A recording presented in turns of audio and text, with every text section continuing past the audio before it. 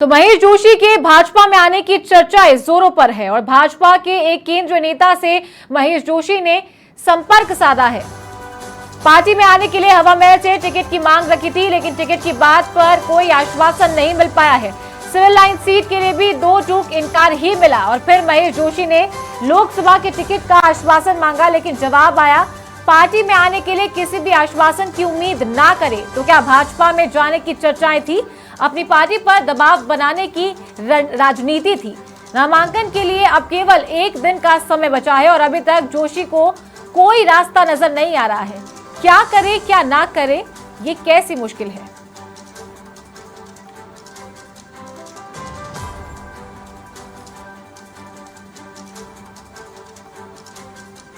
तो बता दें कि महेश जोशी के भाजपा में आने की चर्चा की इनसाइड स्टोरी चर्चा का विषय बनी हुई है। भाजपा के केंद्रीय नेता से महेश जोशी ने संपर्क साधा और इसी खबर पर ज्यादा जानकारी के लिए हमारे वरिष्ठ सहयोगी जितेंद्र शर्मा हमारे साथ फोन लाइन पर कनेक्ट हैं। जितेंद्र जी, एक तरफ ईडी की कार्रवाई पीएचईडी के सभी विभागों पर देखने को मिल रही है। लगातार जो पीएचईडी मंत्री है महेश जोशी, उनके करीबी के नाम सामने आ रहे हैं, ओएसडी के नाम सामने आ रहे हैं। दूसरी तरफ टिकट उनका काट दिया गया है हवामहल से। भाजपा में जाने की चर्चाएं उनकी जोरों पर है। तो इसका पूरा विश्लेषण हम आपसे चाहेंगे कि एक तरफ ईडी की कार्रवाई चल रही है, तो क्या भाजपा महेश जोशी को बीजेपी में लाएगी और क्या उन्हें टिकट देगी? देखिए चारू, इसके पीछे की जो कहानी है वो खुद महेश जोशी द्वारा बनाई गई है। ये कहानी उन्होंने खुद ने आगे चल के एक केंद्रीय जो भाजपा के नेता है, बड़े पावरफुल है और प्रधानमंत्री जो नरेंद्र मोदी हैं और अमित शाह है, उनके करीबी माने जाते हैं, उनसे संपर्क किया उन्होंने और संपर्क करके उनसे चर्चा की कि मैं भाजपा में आना चाहता हूँ, क्या मुझे हवामहल से टिकट मिल जाएगा।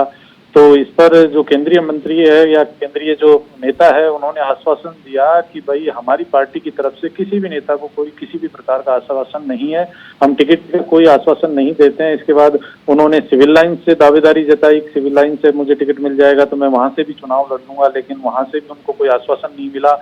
जब ये स्थिति रही तो उन्होंने लोकसभा चुनाव को लेकर कहा कि मुझे लोकसभा चुनाव में जयपुर शहर से सांसद के टिकट पर चुनाव लड़ा सकते हो। तो इस पर भी उन्होंने कहा कि आपका बिना किसी शर्त के आपका भाजपा में स्वागत है, हम किसी भी तरीके का कोई आश्वासन आपको नहीं दे सकते। ऐसी स्थिति में महेश जोशी के सामने एक बड़ी चुनौती बन गई है कि वो अब क्या करे।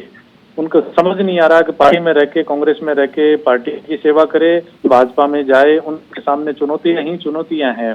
भाजपा में जाने के पीछे दूसरा कारण ये भी है कि ईडी की लगातार कार्रवाई हो रही है। ईडी कार्रवाई से जो महेश जोशी के करीबी है उन तक ईडी पहुंच चुकी है और इसी स्थिति में अगर आगे उस पर और गहराई से ईडी कार्रवाई करेगी तो कहीं न कहीं महेश जोशी का नाम भी सामने आएगा। जी जितेंद्र, लेकिन क्या ये कहना यहाँ पर ठीक नहीं होगा कि अगर एक तरफ अगर भाजपा आश्वासन नहीं दे रही है किसी भी टिकट का, वो बात ठीक है, लेकिन अगर भाजपा स्वागत करती है महेश जोशी का अपनी पार्टी में, तो क्या ये उल्टा पलटवार भाजपा पर नहीं जाएगा? क्योंकि एक तरफ जब महेश जोशी कांग्रेस में थे और कांग्रेस में वो मंत्री हैं, जलदाय मंत्री हैं, तब पीएचईडी विभाग पर जेजेएम के तहत जो घोटाले की बातें सामने आ रही थी, भ्रष्टाचार की बात सामने आ रही थी, तब कार्रवाई पीएचईडी पर हो रही थी। लेकिन दूसरी तरफ स्वागत महेश जोशी का अगर भाजपा करती है।